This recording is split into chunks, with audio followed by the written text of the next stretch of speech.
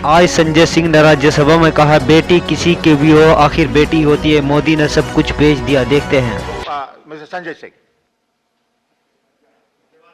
आपने मुझे इस बजट पे अपनी बात कहने का मौका दिया। सर, मैं इस बजट पे और इनके डिजिटल इंडिया पे राजीव जी की एक कविता है, वो एक बड़े अच्छे कवि हैं, उन्होंने लिखा है, वो सदन के सामने सुनाना चाहूंगा। खाओ डिजिटल, गाओ डिजिटल, देश का बैंड बजाओ डिजिटल, रुपया डिजिटल, बैंक भी डिजिटल और सेना का टैंक भी डिजिटल, बच्चे पाए डिजिटल शिक्षा और फिर मांगे डिजिटल भिक्षा। बच्चे पाए डिजिटल शिक्षा और फिर मांगे डिजिटल भिक्षा। डिजिटल डॉक्टर, डिजिटल गोली, डिजिटल ईद और डिजिटल होली, डिजिटल सड़क पर डिजिटल कार, डिजिटल संसद और सरकार, डिजिटल खेत में करो किसानी, डिजिटल खाद और डिजिटल पानी, डिजिटल दूध और डिजिटल गाय, डिजिटल चीनी, डिजिटल चाय, भर के खाओ डिजिटल रोटी और फिर कर दो डिजिटल पोटी।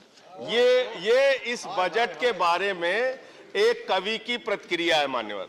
और जो इस सरकार के दावे हैं, अब उस पर थोड़ी बात कर लेते हैं मान्यवर। इन्होंने कहा है कि 60 लाख नौकरियां देंगे। मैं पूछना चाहता हूं, आपने तो स्वयं स्वीकार कर लिया, पहले तो आप 2-2 करोड़ करके लोगों को मूर्ख बनाते रहे और अब आप खुद स्वीकार कर रहे हैं कि 2 करोड़ आपके बस की नहीं है। अब आप 60 लाख नौकरियां देने की बात कह रहे हैं। और आप नौकरियां कैसे दे रहे हैं नौजवानों को मान्यवर?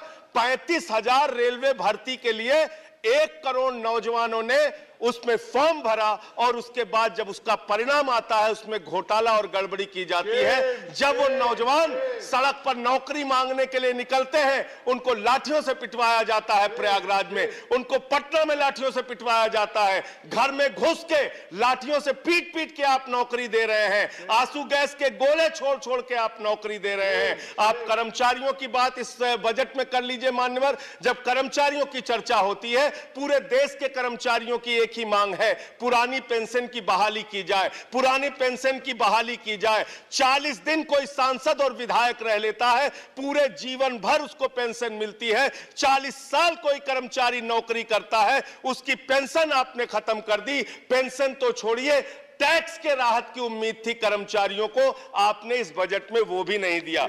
इसके साथ साथ मान्यवर, आपने इस बजट में किया क्या है? 22 तक सबको घर देने की आपकी योजना थी, वो 22 तक घर देने की योजना भी पूरी तरीके से जमीन पर उतर के नहीं आई, वो भी फेल साबित हुई। जब आपसे पूछा जाता है सरकार की उपलब्धि क्या है, सरकार की आमदनी क्या है, आप सीना ठोक के कहते हैं अरे हमने तो आमदनी बढ़ा दी, देश का एयरपोर्ट बेच दिया। फिर आपसे पूछा जाता है कुछ आमदनी बढ़ी क्या सरकार की, कहते हैं हाँ बिल्कुल बढ़ा दी, Steel Authority of India Limited बेच दिया, कोल इंडिया बेच दिया, बीपीसीएल बेच दिया, LIC बेच दिया, बैंक बेच दिया, पोर्ट बेच दिया, सब कुछ बेचने का काम किया। ये आपका मेक इन इंडिया है, ये आपका डिजिटल इंडिया है। मानवर, मैं खत्म कर रहा हूं मानवर। मैं मनरेगा की आप बड़ी पीठ थपथपाते हैं अपनी, मनरेगा की चर्चा बहुत होती है, मनरेगा का बजट आपने खत्म कर दिया, खाद की सब्सिडी आपने कम कर दी। इसका मतलब जो गरीबों को अन्न देने की योजना है, वो भी योजना एकमात्र आपकी दिखावा है और मार्च के बाद गरीबों को अनाज हिंदुस्तान में मिलना बंद हो जाएगा। अंत में आपके माध्यम से एक ही सरकार से अनुरोध करना चाहूंगा कि अपना ध्यान देश की तरक्की पर लगाइए, देश को आगे बढ़ाने पर लगाइए।